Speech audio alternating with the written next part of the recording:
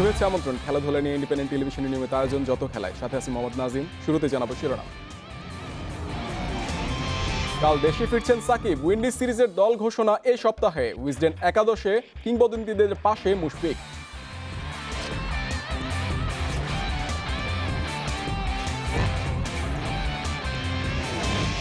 BCCI সভাপতি সৌরভ গাঙ্গুলির হৃদযন্ত্রের আর্টারিতে 3টি ব্লকেজ। বসানো হয়েছে স্ট্যান্ড। আরোগ্য কামনা সচিনদের।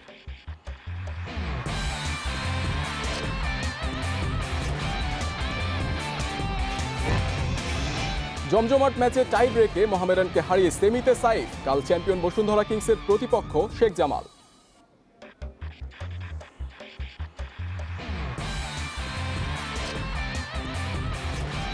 ইঞ্জিনকে রাখে কর্মক্ষম ও সুরক্ষিত।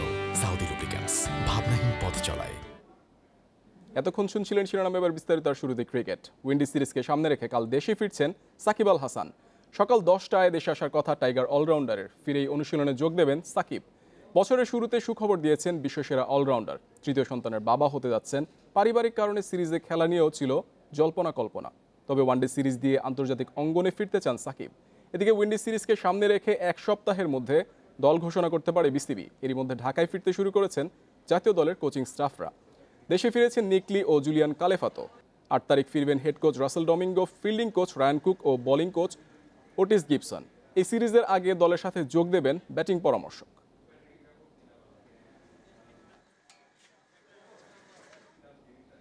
সোবার্স ইমরান খানদের কাতারে tiger dependable Mushfiqur Rahim. Wisden magazine বিশ্ব ক্রিকেটে এমন ক্রিকেটারদের খুঁজেছে যারা অভিষেকের পর থেকে বিশ্ব ক্রিকেটে ছাপ রেখেছেন। এমন একাদশে জায়গা পেয়েছেন মুশফিক। মূলত টিনেজ বয়স থেকে ক্যারিয়ারের শেষ পর্যন্ত যারা খেলেছেন তাদের রাখা হয়েছে এই তালিকায়। Sachin Tendulkar, Garry Sobers, Anil Kumble, Pat Cummins, Wasim Akram রয়েছেন এই একাদশে। অধিনায়ক করা হয়েছে নেতৃত্ব দিয়ে পাকিস্তানকে বিশ্বকাপের শিরোপা জেতানো ইমরান খানকে। মুশফিকের অভিষেক হয় 2005 সালে। এরপর থেকে প্রায় 15 বছর ধরে খেলে যাচ্ছেন বাংলাদেশের জার্সিতে। নেতৃত্ব দিয়েছেন বাংলাদেশ দলকে। এমন স্বীকৃতিতে আনন্দিত টাইগার উইকেট কিপার ব্যাটসম্যান।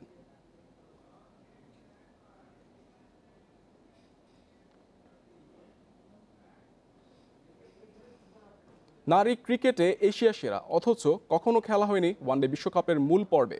ব্যর্থতার বৃত্ত ভাঙার সুযোগ শ্রীলঙ্কায়। 26 জুন শুরু টাইগ্রেসদের বাছাই পর্ব। সে লক্ষ্যে রোববার সিলেটে শুরু সালমান উমারানদের প্রস্তুতি ক্যাম্প। সঠিক পরিকল্পনা এগোলে সম্ভব হবে বিশ্বকাপে খেলার স্বপ্ন, আশাবাদী ম্যানেজমেন্ট। কুয়ালালামপুরে শ্রেষ্ঠত্বের মিশন শেষে গ্রাফটা আর থাকেনি ঊর্ধ্বমুখী। এশিয়া কাপের পর সময়ের সাথে ক্রমশ ছন্দ হারিয়েছে সালমারা। অস্ট্রেলিয়ায় টি-20 বিশ্বকাপে গ্রুপ পর্ব থেকে বিদায়। ডাউন আন্ডারে কঠিন সব প্রতিপক্ষের সামনে প্রকট হয়েছে স্কিলের ঘাটতি।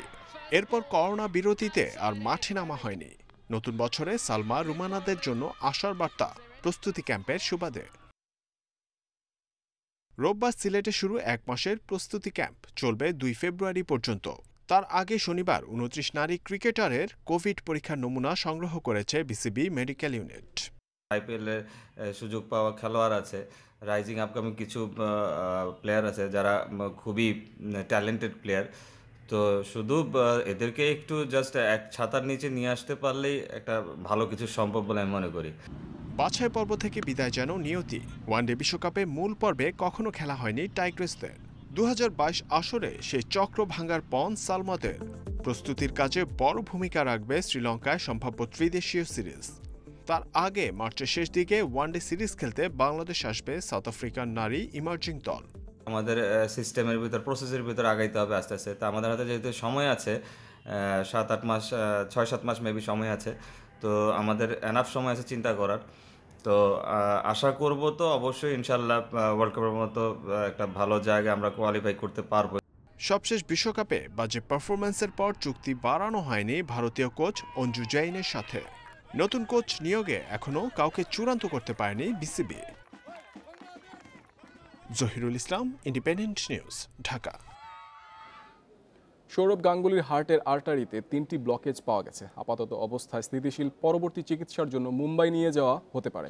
তবে সবকিছু নির্ভর করছে তার শারীরিক অবস্থার উপর। আর অন্তত 4 থেকে 5 দিন তাকে হাসপাতালেই থাকতে হবে। গঠন করা হয়েছে মেডিকেল বোর্ড।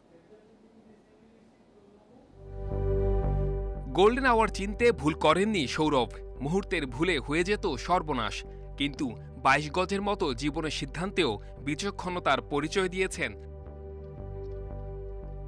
প্রতিদিন রুটিন করে জিম করেন সৌরভ। শনিবারও তেমনটাই করছিলেন। ট্রেডমিলে হাঁটার সময় বুকে ব্যথা হওয়ায় অসুস্থ হয়ে পড়েন। নিজে থেকেই দক্ষিণ কলকাতার আলিপুরের উডল্যান্ড হাসপাতালে ফোন করে চলে আসেন। মাইল্ড হার্ট অ্যাটাক করেন সৌরভ। হৃৎপিণ্ডের আর্টারিতে ধরা পড়ে 3টি ব্লকেজ। এর মধ্যে একটিতে এনজিওপ্লাস্টি করে স্ট্যান্ড বসানো হয়েছে, বাকি দুটিতেও স্ট্যান্ড বসানো হতে পারে সোমবার। শঙ্কামুক্ত সৌরভের অবস্থা স্থিতিশীল। কথা বলছেন পরিবার ও চিকিৎসকের সাথে। সৌরভের দ্রুত আরোগ্য কামনায় গোটা দেশ। টুইটে সুস্থতা কামনা করেন মমতা ব্যানার্জি, সচিন টেন্ডুলকার, বীরেন্দ্র সেহবাগ, বিরাট কোহলি, শিখর ধাওয়ান, অনিল কুম্বলে সহ সাবেক ও বর্তমানরা। ক্রিকেট থেকে অবসর নিয়েছেন, কিন্তু জীবনের চ্যালেঞ্জে পরবর্তীতে নিজেকে গড়ে তুলেছেন প্রশাসক হিসেবে। বিসিসিআই সভাপতি দায়িত্ব পালন করছেন। বিজ্ঞাপনে শুটিংয়ের পাশাপাশি টিভি শোয়ের কাজে ব্যস্ত সময় পার করছেন 48 বছর বয়সী সৌরভ। কাজের ব্যস্ততায় কখন যে শরীরের উপর চাপ বাড়ছে সেটা খেয়াল করার সময় পাননি সৌরভ। Saiful Majumdar, independent news. ফুটবলের খবর। ফেডারেশন কাপে রোমাঞ্চকর ম্যাচে মোহামেডানকে টাই ব্রেকারে হারিয়ে সেমিতে সাইফি স্পোর্টিং। নির্ধারিত সময় 2-2 গোলের সমতা থাকায় ম্যাচের ভাগ্য নির্ধারিত হয় টাই ব্রেকারে, যেখানে কপাল পড়ে সাদা কালোদের। মোহামেডানের হয়ে পেনাল্টি মিস করেন সজীব ও আতিক। এর আগে ম্যাচের শুরুতেই সাইফকে চমকে দেয় মোহামেডান। ম্যাচের বয়স 1 মিনিট না হতে আতিকুজ্জামানের গোলে এগিয়ে যায় সাদা কালোরা।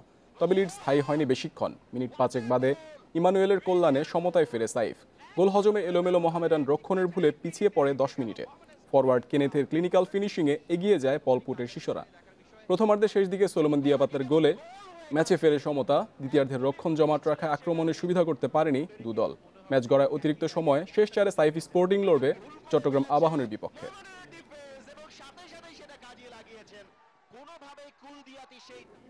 এদিকে কাল তৃতীয় কোয়ার্টারে চ্যাম্পিয়ন বসুন্ধরা কিংসের মুখোমুখি হবে শেখ জামাল ধানমন্ডি ক্লাব। গ্রুপ পর্বের ছন্দ নকআউটে ধরে রাখতে চান কোচ অস্কার ব্রুজন। অন্যদিকে শেখ জামালের লক্ষ্য ভুল শুধরে শেষ 4 নিশ্চিতের। বঙ্গবন্ধু জাতীয় স্টেডিয়ামে ম্যাচ শুরু বিকাল 4টায়।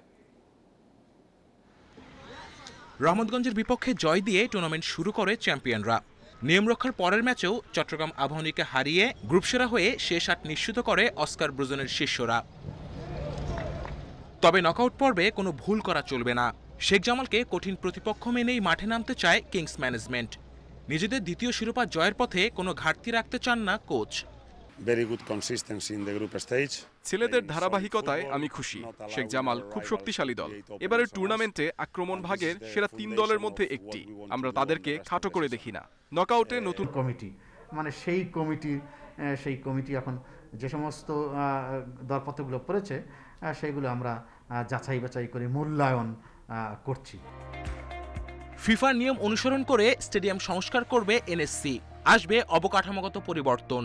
গ্যালারিতে চেয়ার স্থাপনের পাশাপাশি বসানো হবে ছাউনি। থাকবে স্বয়ংক্রিয় পানি দেওয়ার ব্যবস্থা। পরিবর্তন হবে জায়ান্ট স্ক্রিন, ডিজিটাল বোর্ড ও ফ্লাডলাইট। আধুনিকায়ন করা হবে dressing room, media centre, drainage system. স্থাপন করা হবে ডিজিটাল বিজ্ঞাপন board, ticket counter, dope test ও চিকিৎসা কক্ষ। ফুটবল হলো, আবার দেখা যাচ্ছে যে এখানে আবার অ্যাথলেটিক্সের 100 মিটার দৌড় হলো।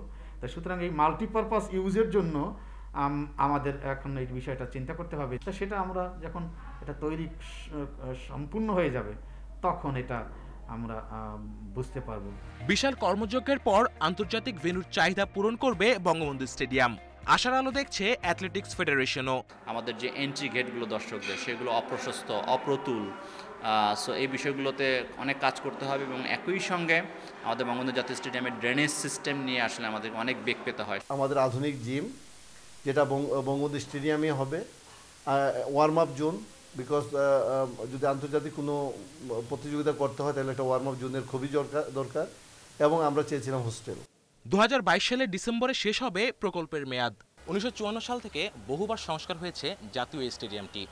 বড় সংস্কার হয়েছে 3 বার, যার খরচ প্রায় 200 কোটি টাকা ছাড়িয়েছে। তবে এবারে সংস্কার বাজেট ছাড়িয়েছে অতীতের সব রেকর্ড। তাই তো আরও একবার পূর্ণতা পাওয়ার অপেক্ষায় বঙ্গবন্ধু জাতীয় stadium. Kamrul Hasnat, independent news, Bangabandhu জাতীয় স্টেডিয়াম, ঢাকা। নতুন বছরে আজই প্রথম মাঠে গড়াচ্ছে লা লিগা। রাত 2টায় চ্যাম্পিয়ন রিয়াল মাদ্রিদের চ্যালেঞ্জ সেল্তা ভিগো।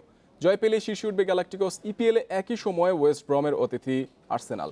টানা 5 জয়ের পর এলচের সঙ্গে হোঁচট খায় রিয়াল মাদ্রিদ। সেল্টা ভিগোর বিপক্ষে জয় ফিরতে মরিয়া লস ব্লাঙ্কোস। কাজটা কঠিন করবে কারণ দুর্দান্ত ফর্মে আছে সেল্টা।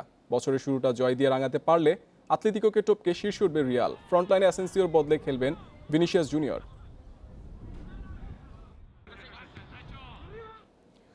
বাংলাদেশ স্পোর্টস জার্নালিস্ট অ্যাসোসিয়েশনের স্পোর্টস ফেস্টিভ্যালের সেরা খেলোয়াড় হয়েছেন রাকিবুল হাসান। তিনি ইভেন্টে সেরা হয়েছেন ইন্ডিপেন্ডেন্ট টেলিভিশনের ক্রীড়া সম্পাদক। অসুস্থতার কারণে অনুষ্ঠানে অনুপস্থিত থাকায় তার পক্ষ থেকে পুরস্কার গ্রহণ করেন স্ত্রী ও সন্তান। ক্যারমের একক ও দ্বৈতে শিরোপা জেতেন রাকিবুল। এছাড়া কলব্রিজেও সেরা হন। ব্যাডমিন্টনের দ্বৈতে হয়েছেন তৃতীয়। এই সুবাদে এবারের আসরের সেরা ক্রীড়াবিদ হয়েছেন রাকিবুল। এদিকে ইন্ডিপেন্ডেন্ট টেলিভিশনের senior sports reporter Mazharul Islam ব্যাডমিন্টনে runners up হয়েছেন।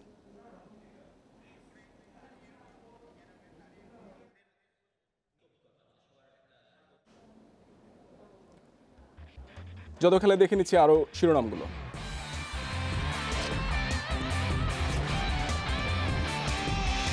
কাল দেশে ফিরছেন সাকিব। উইন্ডিজ সিরিজের দল ঘোষণা এ সপ্তাহে। উইজডেন একাদশে কিংবদন্তিদের পাশে মুশফিক।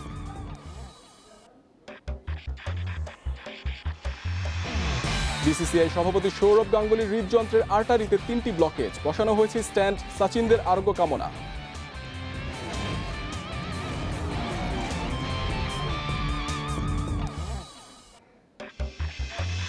জমজমাট ম্যাচে মোহামেডানকে হারিয়ে সেমিতে সাইফি স্পোর্টিং। কাল চ্যাম্পিয়ন বসুন্ধরা কিংসের প্রতিপক্ষ শেখ জামাল।